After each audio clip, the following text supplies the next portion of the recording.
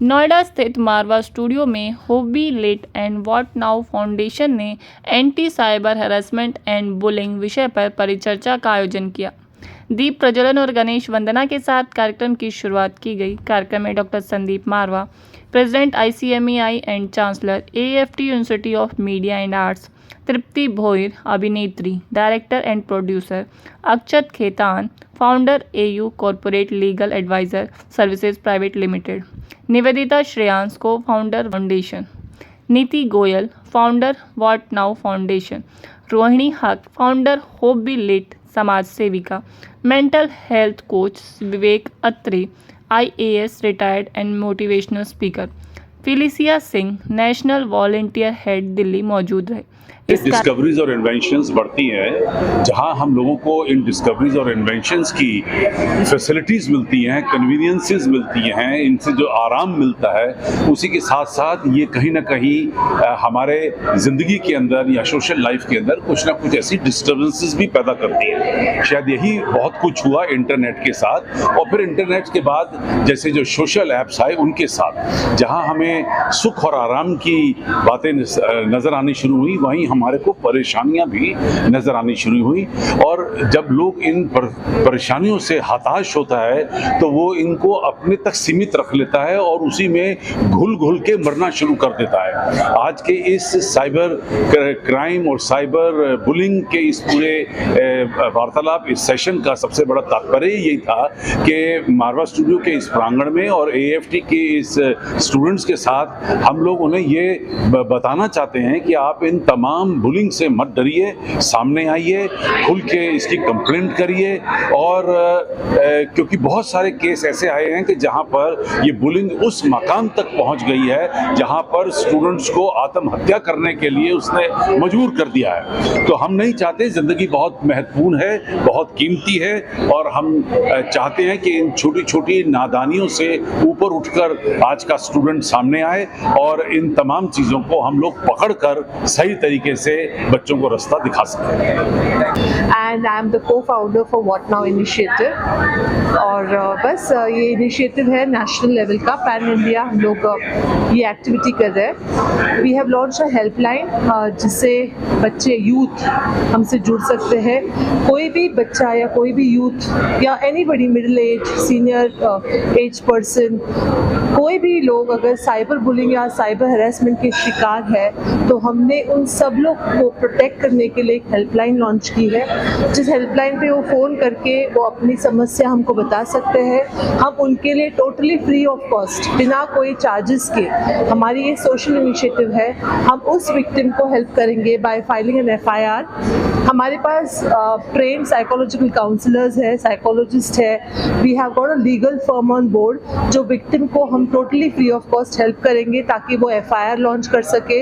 हम उनको police cyber crime department में कनेक्ट करके दे सकते हैं। हम उनको साइकोलॉजिकल वे में उनको काम डाउन कैसे करना है। फॉर एग्जांपल, विक्टिम जब आपके पास आता है तो काफ़ी डरा हुआ रहता है। किस बात का डर होता है कि उनकी कोई ना कोई फ़ोटो वायरल होने लगती है, nude photograph, half nude photograph, उनको ब्लैकमेल किया जाता है, उनको धमकी दी जाती है कि आपके फ़ोटो हम वायरल करने वाले, या तो आप हमें इतना पैसा दो वरना अभी 5 मिनट में आपकी ये फ़ोटो में रिलीज़ कर रहा हूँ। ये बहुत मेजर इशू है। अभी एक नया फ्रॉड शुरू हुआ है। आपको कोई फाइनेंशियल इंस्टीट्यूशन से कॉल आएगा एंड बोलेंगे कि आपको ये लोन लेना है, लोन की फीस 5,000 रुपया है, 3,000 रुपया है, अगर आप ये नहीं भरेंगे तो हम अभी आपकी वीडियो हम वायरल करने वाले और सब जगह आपका फोटोज लीक करने वाले। This is one issue. Second issue is जो यूथ में रिलेशनशिप्स होते हैं, प्यार होता है, झगड़ा होता है, फ्रेंडशिप होती है, तो बहुत सारे यूथ में कभी कभी अनबन भी होती है गर्लफ्रेंड बॉयफ्रेंड में। तो बहुत से टाइम बॉयफ्रेंड लड़की को बोलेगा मैं तेरी फ़ोटो अभी वायरल कर दूंगा, या तो लड़की बोलेगी मैं तेरा फ़ोटो वायरल कर दूंगा। तो ये सारे प्रॉब्लम्स जो है उनको हेल्प करने के लिए, उनको साइकोलॉजिकल साइकोलॉजिकल सपोर्ट देने के, उनको प्रोटेक्ट करने के लिए हमारा ये व्हाट नाउ इनिशिएटिव है जो ऑल ओवर इंडिया है। अब तक हमने करीबन 18 केसेस सॉल्व किए हैं। बहुत सारे 18 में से ये जो 18 केसेस है, 18 लोग सुइसाइड ऑलमोस्ट करने वाले थे। एक केस दिल्ली का था, एक प्रोफेसर की फोटो डीपी में से निकाल के वो उसने पूरा न्यूड फोटो बना के वो बोल रहा था अभी हम ये फोटो वायरल कर देंगे वरना आपसे हम। आज का पैनल डिस्कशन हो रहा है, क्या उसमें बेसिक जो है कि आपने शेयर किया स्टूडेंट्स के साथ? तो व्हाट नाउ एक ऐसा फोरम है which is against youth voice against cyber harassment, cyber bullying. आज हमने जो यहाँ पे पैनल डिस्कशन किया है मारवा यूनिवर्सिटी में, वो एक एजुकेटिव, एक प्रिवेंटिव था। आज हम ऐसे सिचुएशन पे तब पहुँचते हैं जब हम प्रिवेंटिव मेजर्स नहीं लेते, हम अपने सोशल मीडिया को प्रोटेक्ट नहीं करते, अपनी प्राइवेसी सेटिंग्स नहीं करते। आज हमें ये समझना होगा कि हम ही अपने इंस्टाग्राम, अपने फेसबुक के प्रोडक्ट हैं and our own information is being sold on those platforms. आज हम कुछ भी लोड करते हैं, later we may delete it, but वो वर्ल्ड में किसी ना किसी सर्वर पे जरूर सेव्ड है and that is a very very big problem. Internet never forgives, never forgets. तो हमें इस प्रोड्यूसर, एक्टर, डायरेक्टर और राइटर हूँ और सोशल वर्कर हूँ। मेरी एक एनजीओ का नाम है शेल्टर फाउंडेशन, जो महाराष्ट्र में काम करता है आदिवासी औरतों के लिए। साइबर बुलिंग को लेकर किस तरह से लोग बचे, क्या आप सजेशन देना चाहेंगे? किस तरह से बचे? बचना है तो इन्फॉर्मेशन देना बंद करो। और मुझे ऐसा लग रहा है जैसे एक्चुअली सर ने बताया था, मारवा सर ने, कि हम अपनी इंफॉर्मेशन देते हैं, या एक मैम ने बताया था कि अगर आपके कोई बॉयफ्रेंड हो या कुछ भी हो, यानी अगर उसने कुछ ऐसे दिखा दिया तो मुझे कुछ दिखाना चाहिए। न्यूडिटी जो है वो बहुत प्राइवेट चीज़ है। मुझे ऐसा लग रहा है कि उसके लिए बहकावे में नहीं आना चाहिए किसी के, और अपने आप को कहीं एक्सपोज ना करे। जैसे 1000 बार उन्होंने बताया कि इंटरनेट जो है वो ऐसी चीज़ है कि जो आपके लिए वरदान भी हो सकता है लेकिन शाप भी हो सकता है। वो चीज़ वापस आ सकती है। जो आप फोटो निकाल रहे हो शायद आपके मम्मी पापा के मोबाइल में वो दिख सकती है या आपके घर वालों के मोबाइल में दिख सकती है। तो आई फील कि अपने आप को प्रोटेक्टेड, यानी क्या, सब करो, सब मज़े करो, लेकिन आपकी जो इंफॉर्मेशन है, जो आपकी खुद की इंफॉर्मेशन, बस उसको रोकना चाहिए। This is what I feel. और अगर ऐसा समय आता है कि आपकी चलो AI वर्जन, आप बोलोगे भाई मैंने तो किया ही नहीं, मैंने तो नंगी फोटो खींची ही नहीं, मैंने तो ऐसा कुछ किया नहीं, AI के द्वारा अगर हुआ है तो बिल्कुल डरना नहीं है। जो आपको पोस्ट करता है ना, उसको यही बोलना है कि भाई thank you very much to sending me this post. No panic, no reaction, nothing. उस आदमी को पता चलेगा कि भाई ये मेरी शिकायत नहीं है, क्योंकि इससे ना मुझे पैसे मिलने हैं, ना इससे मुझे कुछ सेक्स मिलना है, मैं इससे कुछ भी करके कुछ नहीं कर सकता इसके साथ। फिर जो डरी हुई आपकी जो फेज है उसको अपने तक सीमित रख के सीधा साइबर क्राइम के यहाँ पे रिपोर्ट करो, या what now is such a beautiful platform is there, जो हमारा प्लेटफॉर्म है, वहाँ पे आइए, वहाँ पे आप बात करिए, बताइए, और आपके लिए हम समर्थ हैं कि आपके लिए झगड़ा करेंगे, वो आदमी को ढूंढ के निकालेंगे, आपकी पोस्ट को वी विल मेक श्योर कि हम लोग बाहर निकाल देंगे इंटरनेट से। So this is what I feel. Thank you. Like you heard about AI and everything else, I actually create AI for my team. Sorry, अब question आपने पूछा है तो I actually create AI. Like I said, I'm a network engineer, so I understand the back end of things.